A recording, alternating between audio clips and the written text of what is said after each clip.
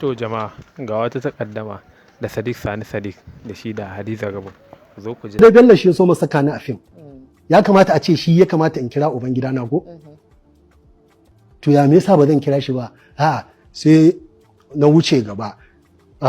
Alinu kuma na zauna a gidan shi lokacin da na taho Kano. A gidan shi na soma zama. Kin fahimta, na ci abinci a gidan shi, na kwana a gidan shi, ya saka ni a fim din shi, har ma ya introducing ina a wani fim Haraba.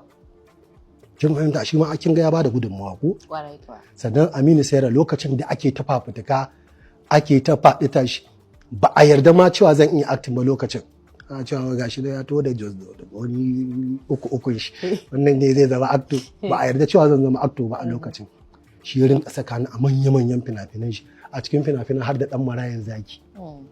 Kin ai ya bada gudunmawa. Shi ma haka Umar UK ya yi min fina-finai masu girma, haka ma Yasin Awwal, haka ma Adam Zango bayan an yi guguwan hiyana ya rusa Kani a wancan shekarun. Kowa ya watse sai muka yi ɗibaye muka yi ta Kaduna. To shi ma da na koma can Kaduna na zauna a ofis ɗin shi, kin fahimta, ya tallafa min ya sa ni a wani fim ɗin shi babba. Fim ɗin Sarki. Har yanzu in ne ta wajejen Nijar Sokoto zaki ji ana Saifullahi wannan fim ɗin ne. Kin ga ai sun ba da gudunmawa. Sosai. To kin ga dukansu ina girmama su. Haka.